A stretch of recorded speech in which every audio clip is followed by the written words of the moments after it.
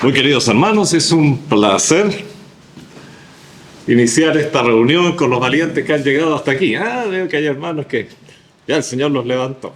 Bienvenida, hermano Francisco, hermana Violeta, qué lindo verlos de nuevo con salud y por acá. Gracias al Señor por cada uno de los presentes. Vamos a tener un brevísimo momento de oración antes de cantar nuestro primer himno y les voy a rogar que nos pongamos de pie, por favor. Padre Celestial, estamos ante tu presencia, buscando tu rostro y buscando la comunión también entre los hermanos, Señor.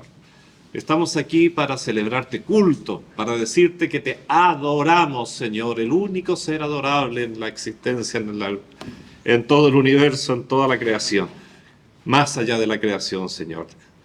Gracias, Padre Celestial, por estos momentos tan especiales. Pedimos tu bendición, tu amparo, tu protección, así como en todo lugar donde se celebre culto a tu nombre, Señor. Un culto, Señor, que nazca de las Escrituras, que nazca de la comunión contigo, Padre Celestial. En el nombre de Jesús. Amén. Vamos a cantar un himno precioso. Tu santo nombre alabaré. Número 25.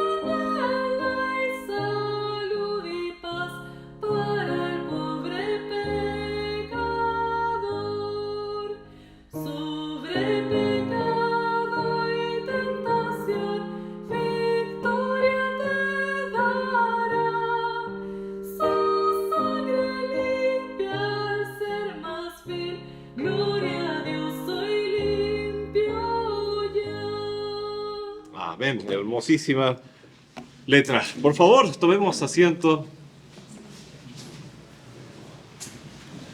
Y recordando nuestros avisos, nuestras actividades propias de la semana, antes que nada quiero decir que ayer se reunieron las damas jóvenes. Tengo entendido que fue una linda reunión por lo que me contaban aquellas que asistieron. Y la próxima está fijada para el sábado 22 de julio. Tengo entendido. Eso es. Y nuestros queridos jóvenes, el 1 de julio tienen fijada, de acuerdo a su calendario, la próxima reunión. Les recuerdo siempre que nuestra hermana Verónica Parham atiende la librería, donde usted puede encontrar buen material. También les recuerdo pasar a ver siempre el diario Mural, encargado de nuestra hermana Valeria, quien lo mantiene vivo con las noticias frescas, las copuchas del día. Todo lo que no está en el boletín está en el diario Mural. Es muy activo, muy vivaz, muy viva. Por favor, no se lo pierdan. Y bueno, quizás algunos se extrañan de verme aquí porque yo debería estar en Viña del Mar hoy día predicando, pero las circunstancias fueron un poquito difíciles, no saben, el problema de carretera, de vía. Bueno, conversando con ellos y quien habla, decidimos aplazar un poquitito la visita por el tiempo que estamos teniendo, porque quizás pueda llegar, pero no se sabe si se puede volver. Las cosas están un poquito complejas, ¿no es cierto?, por el agua, la lluvia, las salidas, especialmente de los ríos, la potencial salida de otros. Así que decidimos mejor simplificar las cosas y reunirnos en otra oportunidad. Quiero también, bueno, sé que todos sabemos que es el último domingo del mes y es la otra razón por la que me quería estar aquí, porque es el día en que le cantamos cumpleaños feliz y celebramos todos los cumpleaños del mes. Queridísimo Señor, te damos gracias por cada uno de los hermanos, cada uno de los amigos que ha cumplido un año más de vida, aunque lo va a cumplir dentro de poco, Señor, dentro de este mes. Como siempre, Señor, vemos en cada cumpleaños, ahí está tu fidelidad, Señor. Qué hermoso. Un cumpleaños no es solo pasar un año más calendario, sino que es comprobar tu fidelidad maravillosa. Te damos gracias porque has sido fiel con ellos y queremos pedirte, Señor, que sigas bendiciendo sus vidas este nuevo año y que como iglesia seamos bendición para ellos. Y te pedimos que hagas extensa esta bendición a sus familiares, Señor. Gracias, Padre Celestial, porque podemos pedirlo y no solo desearlo, sino que además pedírtelo a ti, que puedes otorgarlo. En el nombre de Jesús. Amén. Asiento, por favor, mis hermanos queridos y amigos. Muy bien. Vamos a tener ahora un momento formal nuevamente de oración. Vamos a dirigirnos a la presencia de nuestro Padre. Y luego nuestro hermano Rolando Leiva nos traerá la lectura que preparará el mensaje allí en Juan 12, 35 al 43. Le voy a rogar que nuevamente nos pongamos de pie, por favor.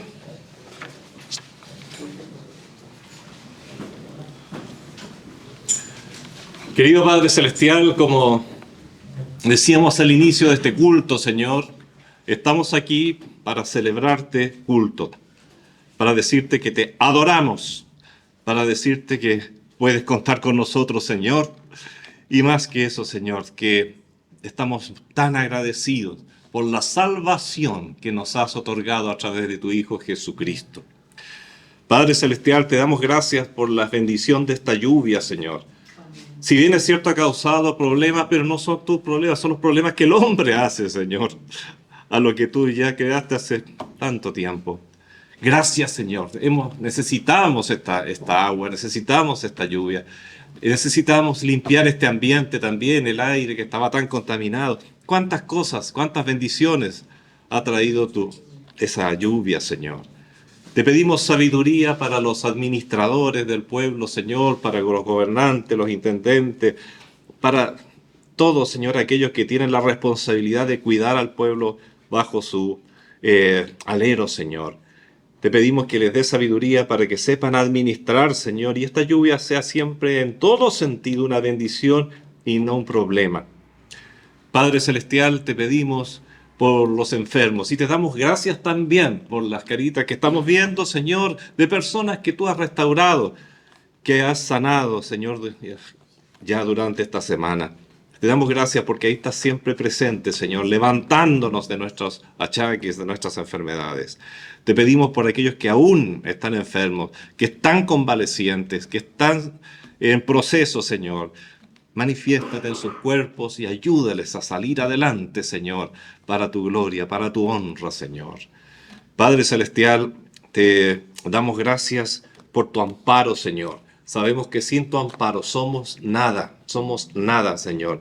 Tu amparo es el que nos permite levantarnos, es el que nos permite activar durante el día y es el que nos permite ir a nuestra cama, pudiendo dormir en paz y en la certeza de que tú vas a proteger, Señor, nuestro sueño.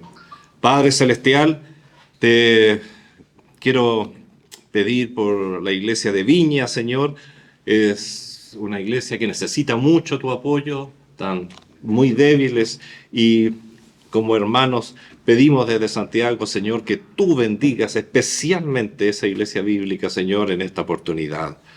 Gracias, Señor. Vuelvo a pedir sabiduría para los que administran la nación, Señor, desde el Poder Ejecutivo, Judicial, Legislativo, que te manifiestes en sus vidas, que te impongas incluso sobre sus voluntades, Señor, para el bien de la nación, para el bien de tu pueblo, para el bien de la iglesia, Señor querido.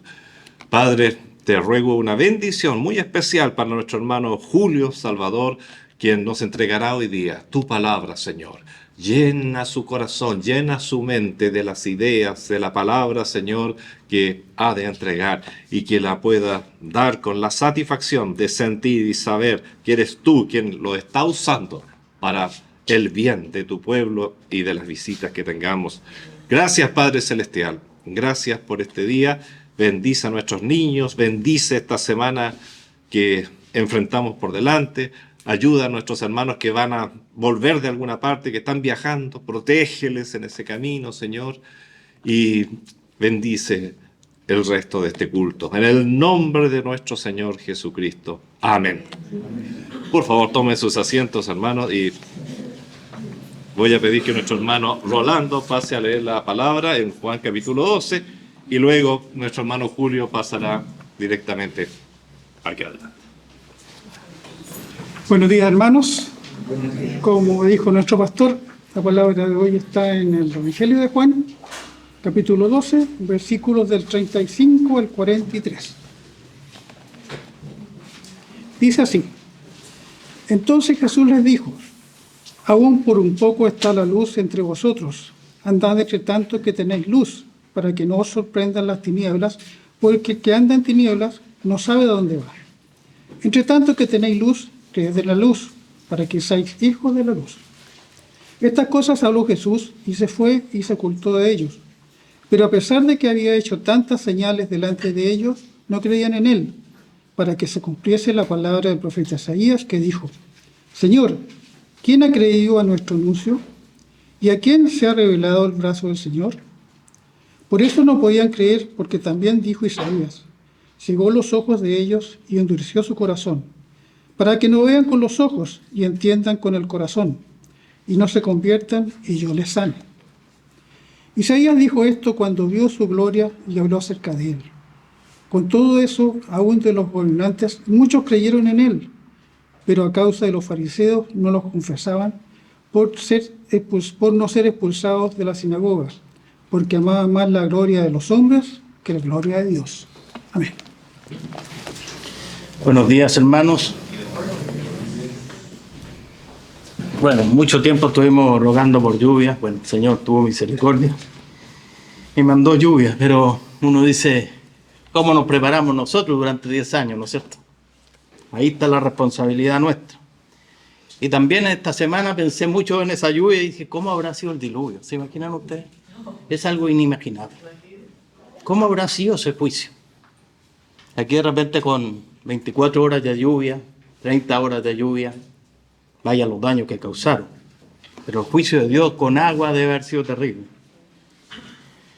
Bueno, vamos a lo nuestro, no me voy a extender en eso. Realmente mantengamos la Biblia abierta en la lectura que hizo Rolando. Lectura bastante interesante. El capítulo 12 de Juan es bastante extenso y están varias cosas que uno se detiene a pensar. ¿Cuántas cosas hay ahí? Porque es extenso, pero relata muchas cosas que hubo ahí. Cosas interesantes, bastante interesantes. Por ejemplo, al principio del capítulo encontramos a Cristo cenando con Lázaro, con Marta y María, después que Lázaro había resucitado. Ahí encontramos el ungimiento de Jesús por parte de María, que estaba preparando el sacrificio en la cruz. En ese capítulo también, en este capítulo 12, también podemos ver la entrada triunfal de Cristo, profetizada en Zacarías 9:9, que iba a entrar en un asno, en un pollino. Encontramos las propias palabras de Cristo anunciando su muerte, de sus propios labios. Y este capítulo también podemos ver con claridad el fin del ministerio público de Cristo.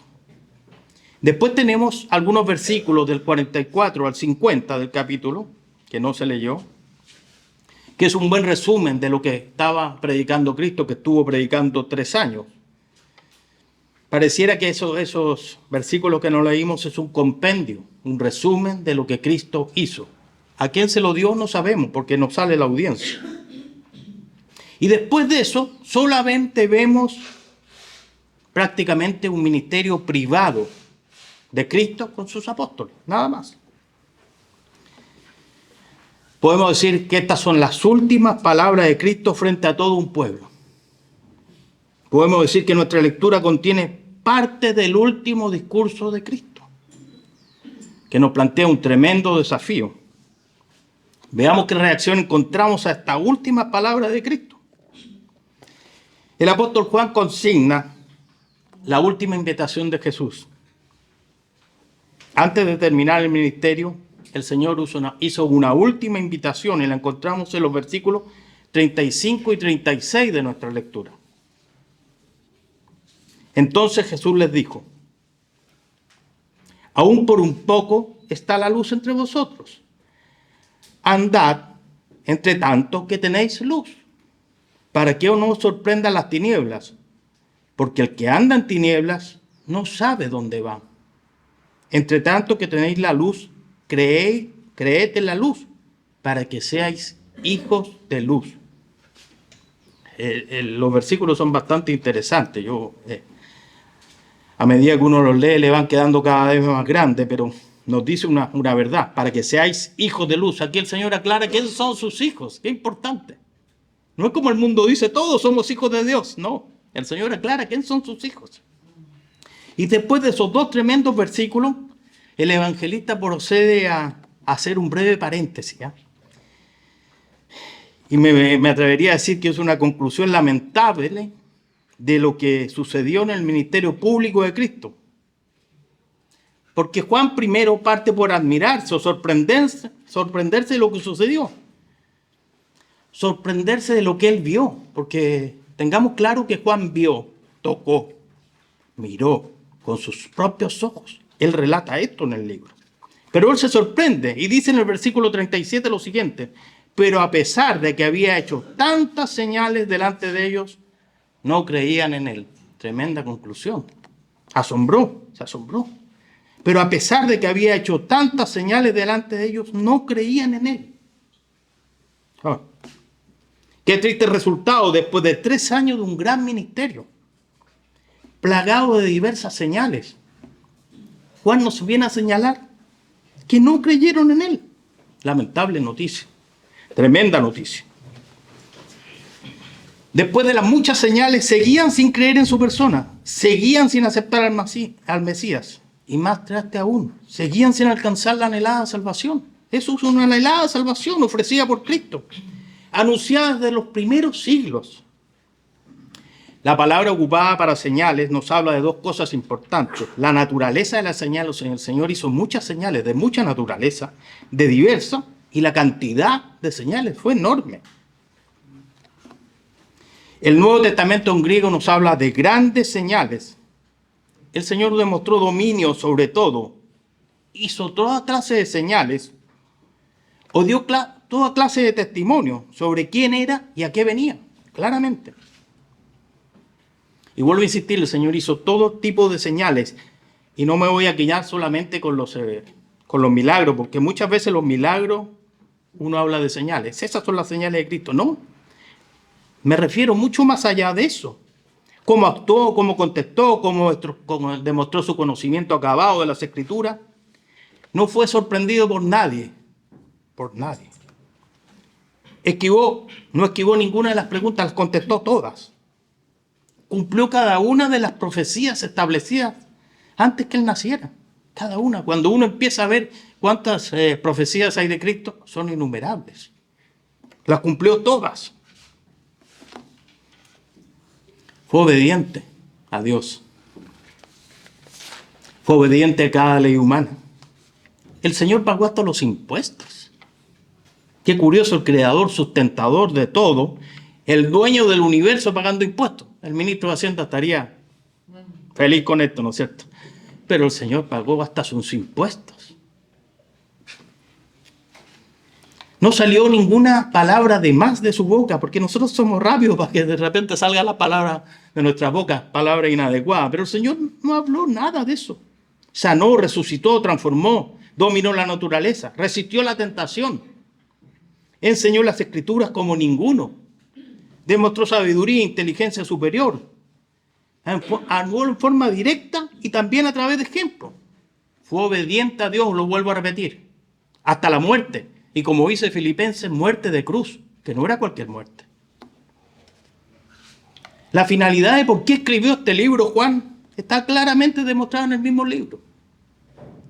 Cuando uno quiere aprender de las Escrituras, es bueno entender por qué se escribió el libro y a quién se escribió el libro. Y el libro lo expresa.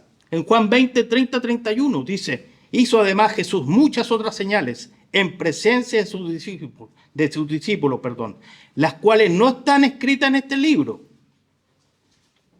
Pero estas se han escrito, estas señales que vio Juan, las que escribió él, se han escrito para que creáis que Jesús es el Cristo, el Hijo de Dios, y para que creyendo tengáis vida en su nombre. Las señales, todas las cosas que Cristo hizo apuntan a su misión. El Señor y Salvador, el autor de todo. Dios inspira a Juan para que escriba aquí, en este libro, para describirnos a nosotros, que Cristo es el Salvador, que Cristo es Jesús, que Cristo es el Mesías. Y obviamente, para una vez viendo la señal y creyendo en él, para que tengamos vida eterna. Ese es el propósito del libro. Y ese es el propósito de todos los creyentes también. Entregar la palabra para que otros vayan a los pies de Cristo. Esa es parte de la misión cristiana. Y este es el libro. Fue, es y será el propósito del libro. Es el centro eso de todo lo que nosotros queremos explicar, de lo que Cristo quiso señalar. Dentro de las muchas señales podemos hablar de las señales que otros dieron de Cristo. Es bien interesante cuando uno analiza cómo hablaron sus enemigos de él. Y en una oportunidad los alguaciles, los fariseos mandaron a los alguaciles a aprender a Jesús, porque Jesús hablaba en el templo y maravillaba a la gente. Entonces mandaron a aprenderlo. No pensemos que Jesús predicaba muchas veces dentro del templo, no, había muchos patios en el templo. El templo era una ciudad verdaderamente y todo lo que rodeaba eso, cuando de repente la Biblia dice hablaba en el templo, está alrededor del templo, en algunos patios, el patio de las mujeres, el patio de los gentiles, diferentes atrios. Entonces la gente se empezó a alborotar y también se empezaron a alborotar los fariseos, los saduceos y todas las sectas que gobernaban. Entonces dice, los alguaciles vinieron a los principales sacerdotes y a los fariseos. Y esto le dijeron, ¿por qué no habéis traído? ¿Por qué no le habéis traído? ¿Y qué respondieron los alguaciles? ¿Qué pueden responder? Los alguaciles respondieron, jamás hombre alguno ha hablado como este hombre. Un testimonio de Cristo. Y ellos tenían a Moisés. ¿Pero qué dicen los alguaciles? Jamás hombre alguno ha hablado como este hombre. Juan 7, 45, 46. O lo que dijeron los soldados a los pies de la cruz, el centurión y los que estaban con él a los pies de la cruz. ¿Qué dijeron? El centurión y los que estaban con él guardando a Jesús, visto el terremoto. En ese terremoto sucedió muchas cosas cuando Cristo había muerto. Los sepulcros se abrieron, salieron los muertos, resucitaron. Muchas veces no nos damos cuenta. Pero ¿qué dijeron estos hombres? ¿Qué dijeron? Temieron en gran manera y dijeron, verdaderamente, este era hijo de Dios. Mateo 27, 54. Son enemigos de Cristo. ¿Y cómo hablaron de Cristo?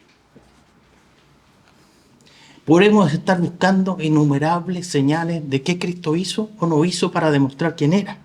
Y podemos estar más que una tarde, yo diría. Porque si analizamos cada profecía para demostrar que Cristo era el Mesías, yo creo que una tarde no serviría ni una semana ni un mes. Mucho más es imposible. Solo quiero hablar de una señal más. Una que entendemos todo y que pueden comprender, los judíos podían comprender muy bien.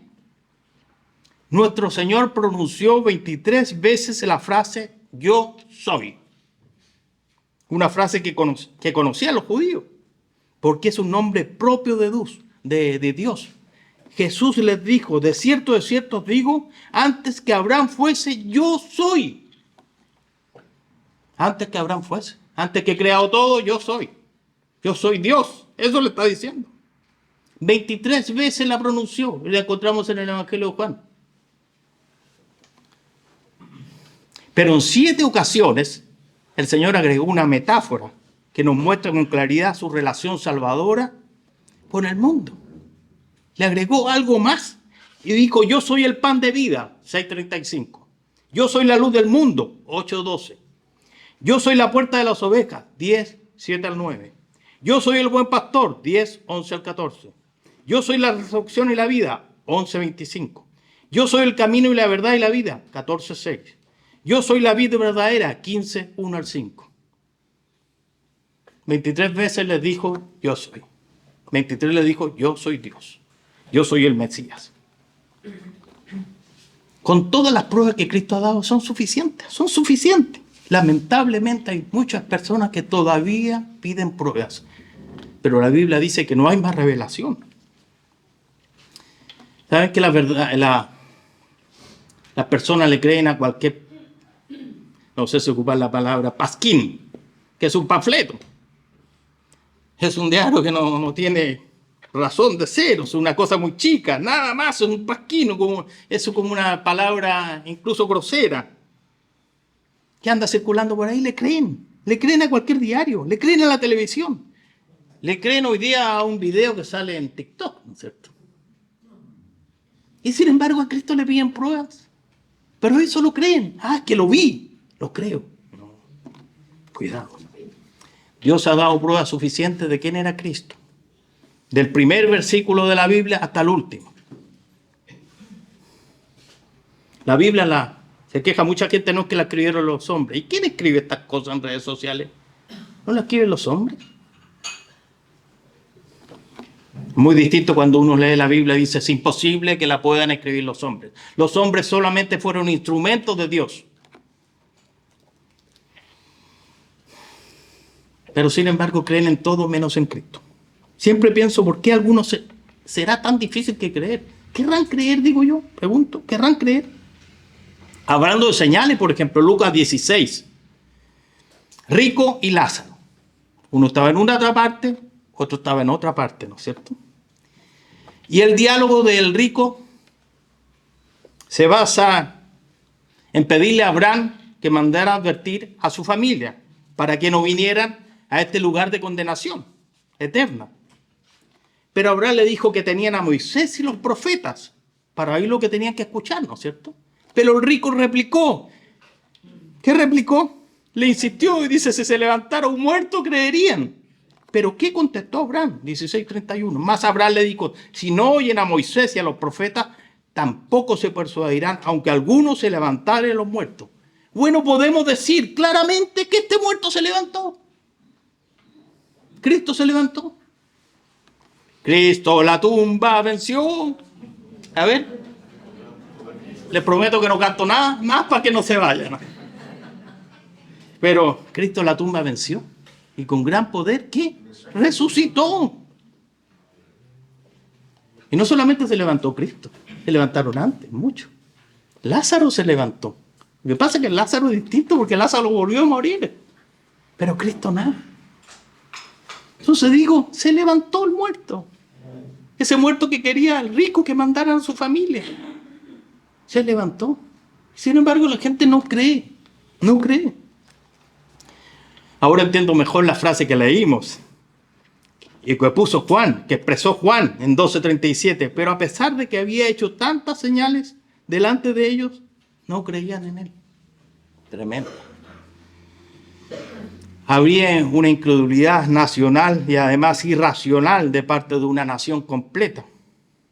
A pesar de todo lo dicho una y otra vez por las Escrituras, que venía el Mesías, que el Mesías haría señales y ciertas señales inequívocas para ellos, no creyeron. No confiaron ni siquiera en las cosas que Cristo vieron, ni siquiera en su palabra.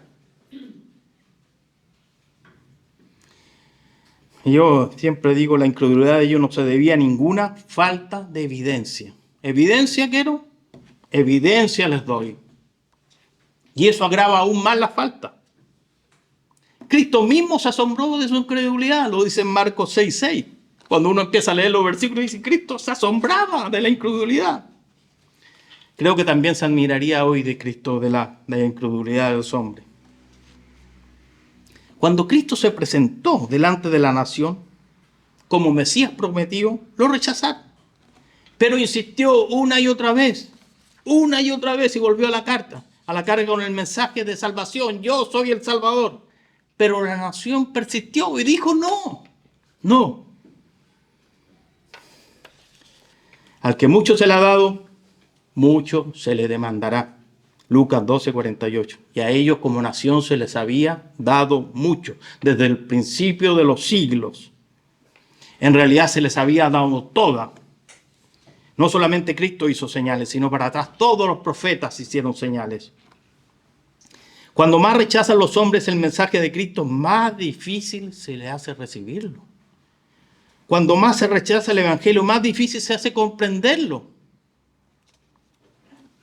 Cuando los hombres cierran los ojos negándose a ver la luz, creo que el mismo Señor les hace difícil ver la luz. Eso se conoce como ceguera espiritual. Esa ceguera se produce por el juicio de Dios sobre los que rehúsan reconocer a su Hijo como el Mesías y Salvador. Ceguera espiritual. Y el evangelista Lucas, o sea Juan, el que estamos leyendo, cita dos profecías en la lectura de hoy. Dos profecías. Profecías que también encontramos en Mateo y encontramos en Lucas. Más Juan. Esa profecía viene de Isaías 53:1. Quizás Isaías 53 es el que más claro habla del Mesías, ¿no es cierto? Y la cita en el versículo 38 de nuestra lectura. Yo voy a leer del 36 al 38 para que se entienda más, o sea, se entienda mejor lo que estamos hablando. Entre tanto que tenéis luz, creed en la luz, para que seáis hijos de luz. Estas cosas habló Jesús. Estas cosas habló Jesús y se fue. Y se ocultó de ellos. Pero a pesar de que había hecho tantas señales delante de ellos, no creían en él. Y aquí viene la profecía. Para que se cumpliese la palabra del profeta Isaías que dijo: Señor, ¿quién ha creído a nuestro anuncio? ¿Y a quién se ha revelado el brazo del Señor? Dos preguntas. ¿Quién ha creído a nuestro anuncio? Sin duda, muy pocos creyeron. Muy pocos. Para el gran número de personas que había en esa nación, muy pocos. Y la segunda pregunta es la que agrava más el asunto. ¿Y a quién se ha revelado el brazo del Señor?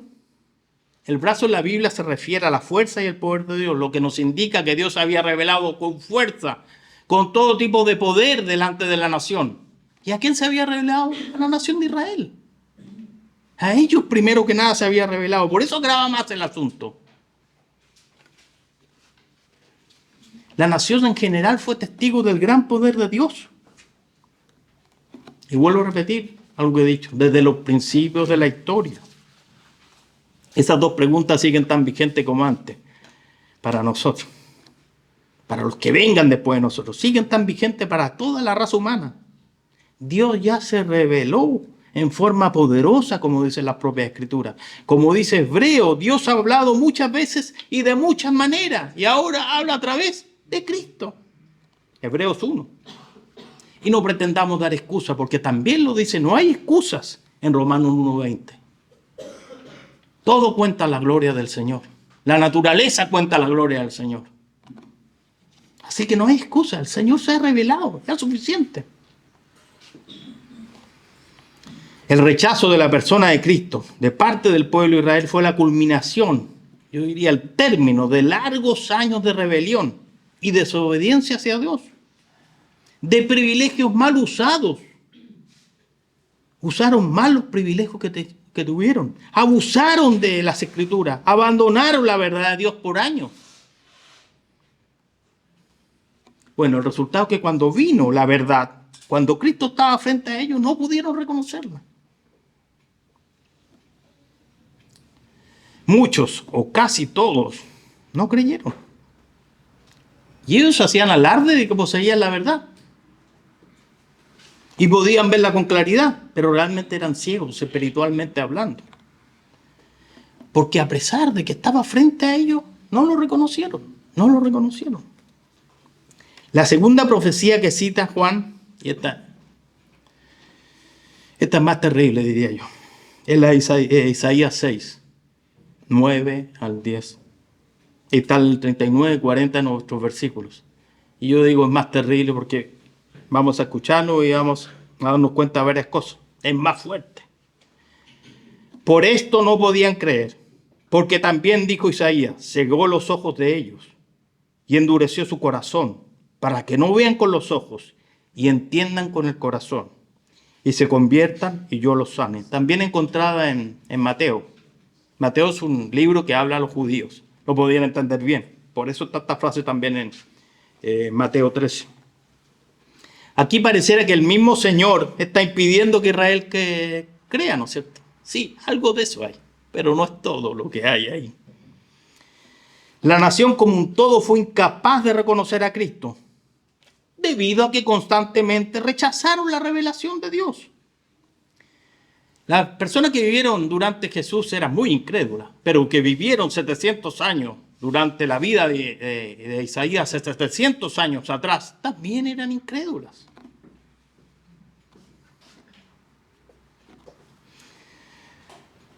Aquí no existe un acto soberano de Dios de impedir de antemano que ellos creyeran. No lo comprenda así. Sino que primeramente su propio corazón se endureció. Y Dios emite un juicio sobre ellos. No existe la predestinación en la Biblia, olvídense de eso. Porque todos tienen la oportunidad de creer.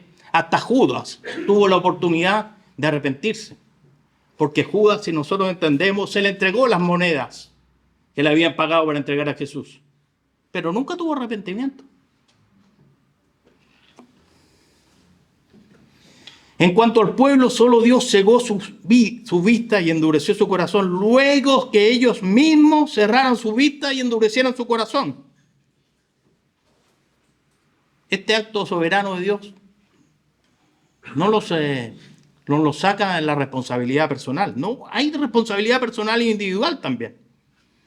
Cuando Juan dice que cegó los ojos de ellos, no quiere decir que la ceguera ocurrió sin la voluntad o en contra de la voluntad de ellos. No. A pesar de todas las pruebas expuestas, voluntariamente cogieron el mal. Esa fue una elección propia, deliberada. Su propia falta. No nos equivoquemos, engañemos. No es que Dios haya querido, no, les ciego la vista, no. Primero lo hicieron ellos. Podemos decir que hubo un juicio santo para un pueblo culpable, un pueblo desobediente, un pueblo que prefirió ir tras el pecado que tras la santidad de Dios. No nos olvidemos que los apóstoles eran todos judíos, pero no se negaron a creer. Las mujeres que seguían a Cristo, grandes mujeres, todas judías.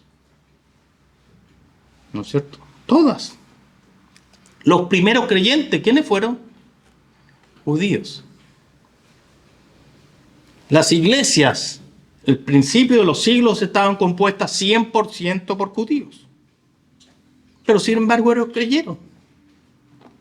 No se negaron a escuchar la verdad, fueron obedientes a la palabra de Cristo, se arrepintieron, aceptaron al Salvador. El testimonio que más mejor ilustra esto es el trato que Dios tuvo con el faraón. ¿Saben que 10 veces dice en las Escrituras que el Señor endureció su corazón? 10 veces.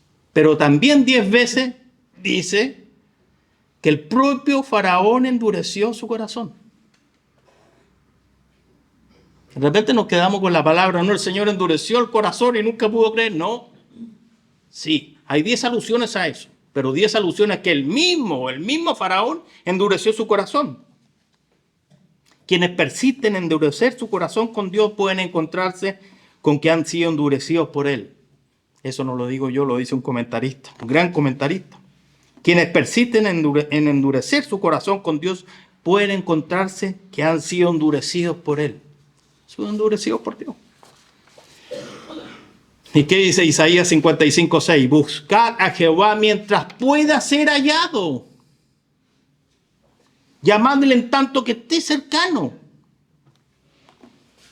Llegará un día que ya no va a estar cercano. Será tarde buscarlo. Porque no va a poder ser encontrado. Realmente, hermanos, es una bendición escuchar el llamado del Señor y haber aceptado ese llamado. A mí me llamó muchas veces, yo no sé cómo no perdió la paciencia. Pero uno tiene que agradecer también que el Señor al final no endureció el corazón de uno. Es una bendición. Y Dios todavía está llamando. Lo único que puedo aconsejar de aquí es que no endurezcamos nuestro corazón. Y una frase que hace muy ilustrativa, que yo hice hincapié, le di otro tono de la voz para que se entendiera, que se me asemeja mucho a la frase que le dice a Juan: ven, sube aquí. Estas cosas habló Jesús y se fue y se ocultó de ellos. 36b. Estas cosas habló Jesús y se fue y se ocultó de ellos. Aquí se terminó. Esas fueron las últimas palabras de Cristo. Cristo había pronunciado la luz y esto dijo Juan: se ocultó de ellos. No solamente vemos incredulidad en el pueblo, también muchas personas que creyeron genuinamente y lo siguieron. Pocos, vuelvo a insistir, fueron pocos, muy pocos. Porque con todo lo que vieron, con todo lo que vio el pueblo a través de los siglos, realmente son pocos los que creyeron en él. Y Juan nos señala también otro grupo, los que creyeron, pero sin embargo en forma parcial. Su fe fue parcial, fue incompleta, no fue una fe salvadora. Vieron maravillas, pero no se atrevieron a dar un paso más allá. Y Juan nos señala dos motivos: el miedo y el amar más la gloria de los hombres que la gloria de Dios. Aunque tenemos algunos principales que creyeron, porque eso está hablando de los gobernadores. Y ahí tenemos a dos grandes, José de Arimatea y Nicodemo, principales que creyeron. De Nicodemo y de José de Arimatea se habla en los 4 evangelios, los 4. Aunque José se le nombra más y a Nicodemo se le nombra una sola vez. Pero habla los 4 evangelios y es muy potente lo que dice, porque si sus nombres quedaron en la Biblia para ese bien, para destacar eso, es una señal fuerte de su fe salvadora, de su fe completa. También se relata en esos relatos, en los 4 evangelios, que José tenía miedo. José de Arimatea me estoy hablando, el que le dio la tumba a Jesús, el que fue a reclamar el cuerpo de Cristo a Pilato. De ese José estoy hablando. Y él tenía miedo. Pero no es el miedo lo importante, porque todos de una u otra manera hemos tenido miedo. Hemos sentido miedo, ese sentimiento.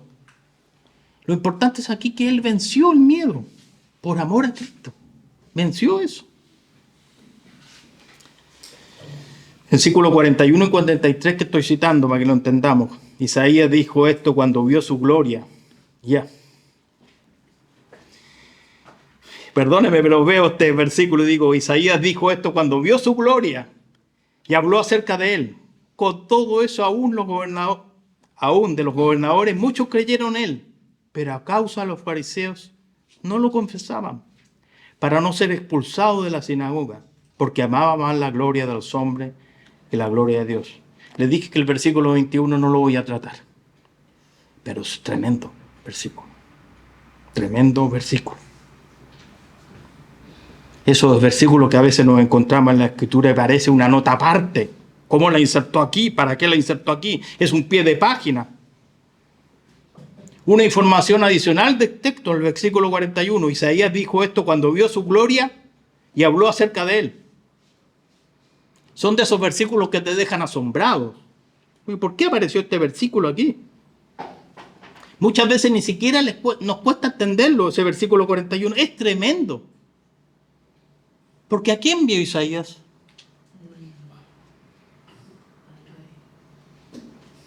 ¿A quién vio Isaías? Y aquí Juan está hablando de Cristo. ¿Qué gloria vio Isaías? Aquí Juan está diciendo, dando una señal más. Jesús es Dios. No lo voy a explicar porque tiene... Isaías dijo esto cuando vio su gloria y habló acerca de él. Isaías quedó atónito cuando vio la gloria del Señor. Y Juan está hablando de Cristo. No voy a explicar el versículo, solamente eso, no. Le voy a decir que me queda grande. ¿Por qué aparece ahí? No lo sé, me queda sencillamente grande. Después de esa breve explicación de realmente qué puede significar ese versículo, qué significa en el fondo, pero hay otras cosas que yo no puedo explicar. Veamos que Juan nos señala que muchos gobernadores o personas importantes del pueblo creyeron en Jesús, pero por miedo no le reconocieron. Realmente tenemos motivos para dudar de su fe. Es difícil que alguien que no confiese abiertamente a Cristo. Es difícil. Tenga miedo y vergüenza de Cristo. Sin duda es una fe a media, sencillamente una fe que no lleva a la salvación. Cuando Cristo es realmente aceptado en el corazón, sencillamente no hay vacilación. Donde hay verdadera fe, tarde o temprano habrá confesión de Cristo. Pase lo que pase. He decidido, no voy a cantar, he decidido. ¿Qué? No vuelvo atrás. No vuelvo atrás. Cuando uno estudia la historia de ese himno, dice, Señor, ¿qué fe he tenido yo comparado con ese hombre? Les prometí que no voy a cantar, por eso les dije. Y cito a Pablo, porque no nos ha dado Dios espíritu de cobardía, sino de poder, de amor y dominio propio. Por tanto, no te avergüences de dar testimonio de nuestro Señor, ni de mí, le dice, preso en el Señor. 2 Timoteo 1, 7, 8.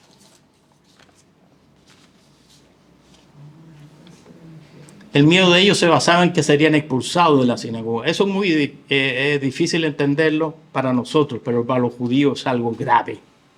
Es algo grave. Porque eran expulsados de toda la comunidad. Perdían todos los privilegios. Eran desheredados. Muchos de ellos serían aislados del pueblo, quedarían solos. Pero ahí voy a citar de nuevo a Pablo. Pero cuántas cosas eran para mí ganancia. Las he estimado como pérdida por amor de Cristo.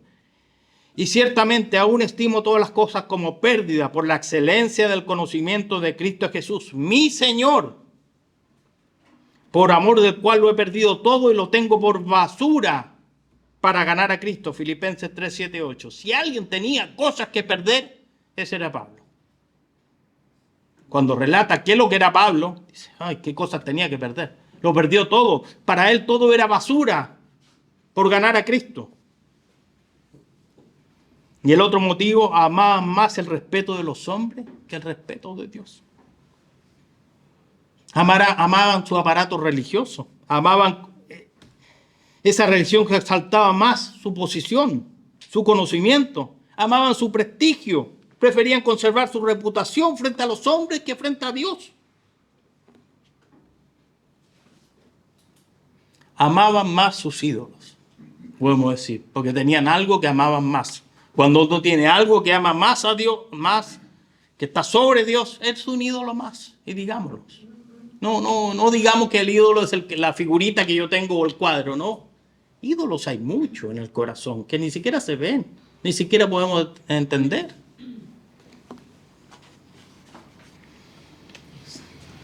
Ahora citaré al más sabio de los sabios, al Señor de señores, al Rey, al Mesías.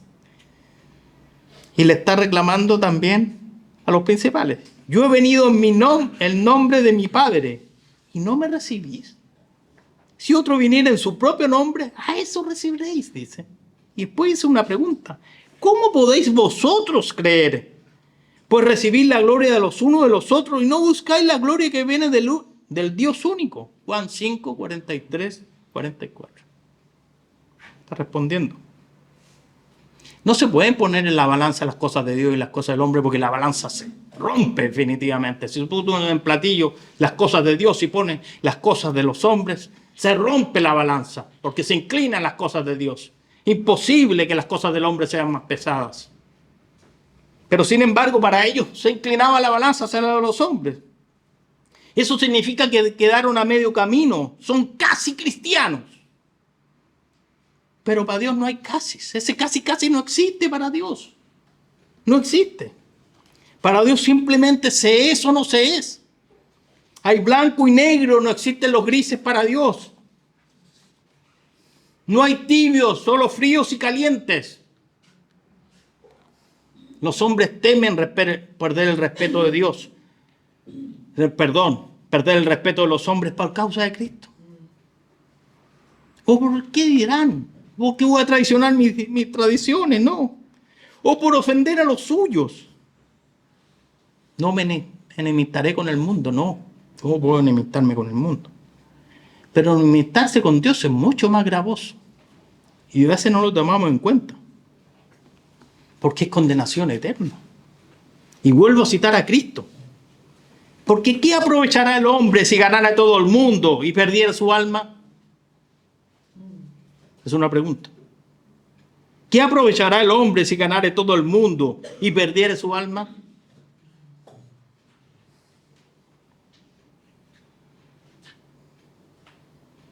¿O qué recompensa? Otra pregunta. ¿Dará el hombre por su alma? ¿Podemos entregar algo por nuestra alma? De repente nos aferramos tantos a las cosas físicas.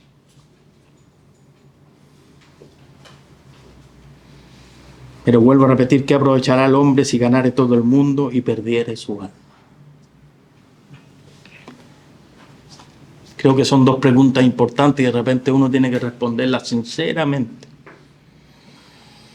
Cristo no necesita dar más señal y con esto empiezo a concluir. Él vino y cumplió cada cosa que estaba escrita de él. Nadie en este mundo puede reprocharle nada ni exigirle nada. Menos pedirle señales. Hoy día, Señor, dame otra señal. Yo iba a la casa de una amiga a escuchar la palabra del Señor y había un reloj que no funcionaba. Y yo decía, Señor, mándame una señal que eche a andar el reloj. Mira la tontera. Señor ya me dio todas las señales. Las señales están aquí. Están en la Biblia.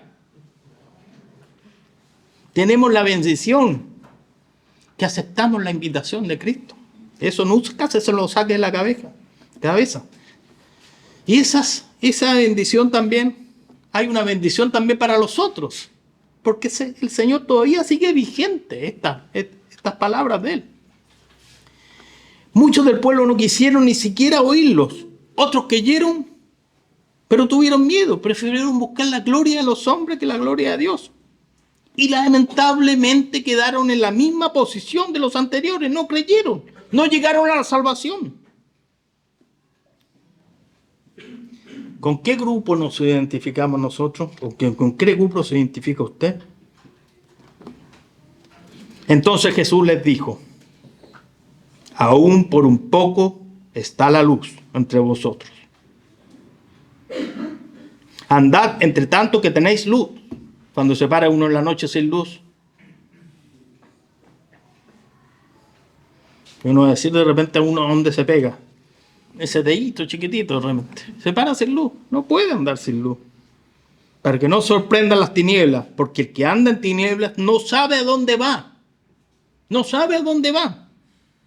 Entre tanto que tenéis la luz, creed en la luz. Para que seáis hijos de luz. Y vuelvo a repetir el versículo. Estas cosas habló Jesús y se fue y se ocultó de ellos. Cristo todavía está haciendo este llamado. ¿Cómo responderé yo?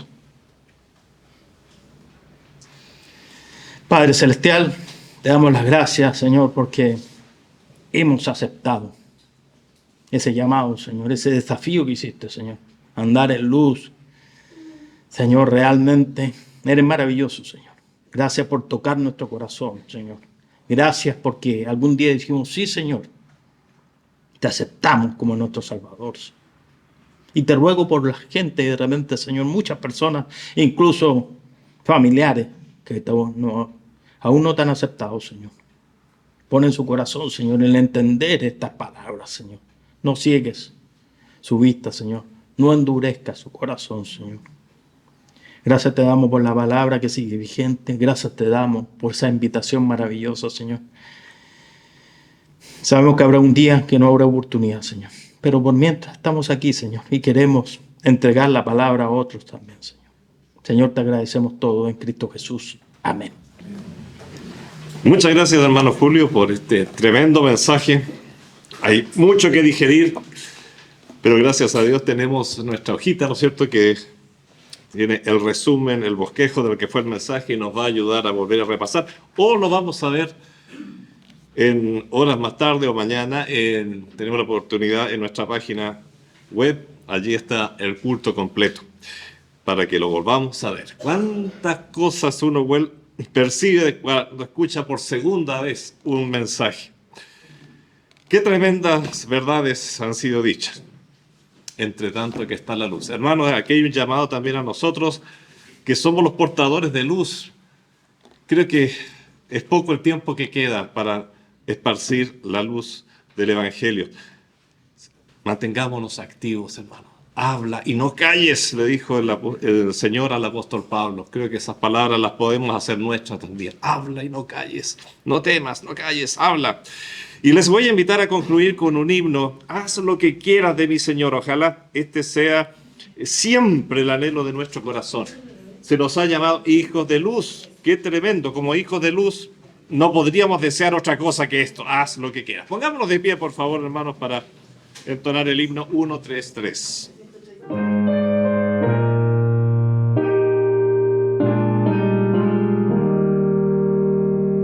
Haz lo que quieras de mi Señor, tú el alfarero, yo el barro soy, dócil y humilde, anhelo ser, cúmplase siempre en mí tu querer. Haz lo que quieras de mi Señor, mírame y prueba mi corazón, lávame y quita toda maldad, para que tuyo sea en verdad. Haz lo que quieras de mi Señor, Cura mis llagas y mi dolor. tuyo es, oh Cristo, todo poder. Tu mano extiende, sana mi ser. Haz lo que quieras de mi Señor, del Paracleto, dame la unción. Dueño absoluto, sé de mi ser, que el mundo a Cristo pueda en mí ver. Querido Padre Celestial, tal como cantábamos, Señor, te lo decimos una vez más, Señor. Queremos que se cumpla siempre en nosotros tu querer, Señor. Que el mundo a Cristo pueda en nosotros ver, Señor. Estos versos, Señor, han sido cantados, han sido preparados por un creyente, Señor, que se consagra a ti. Queremos ser así de consagrados, Señor. Por favor, dueño absoluto, sé de nuestro ser, Señor. ¿Cuántas veces tomamos nosotros nuevamente el control? Y ahí, Señor, empieza todo mal. Se echa a perder todo. Cuando tú tomas el control, Señor, todo anda bien. Señor, sana nuestro ser. Muchas veces somos hijos de luz. Qué maravilloso título nos has dado. Siempre nos llamamos cristianos, pero más que eso, hay cristianos y hay hijos de luz. No todos los cristianos son hijos de luz. Hijo de luz es aquel que te ha reconocido, no solamente como Salvador, sino que te ha tomado como ese Salvador y es su Señor. Por eso, Señor, queremos ser auténticos hijos de luz y que el mundo pueda verte a ti en nosotros por esa misma razón, porque eres tú realmente iluminando a través de nosotros. Gracias, Padre. Bendice a mis hermanos, bendice a los amigos presentes, Señor, y sigues dándonos claridad para ser cada día más digno de este tremendo título, hijos de la luz, hijos de luz. En el nombre de Jesús, amén. Amén.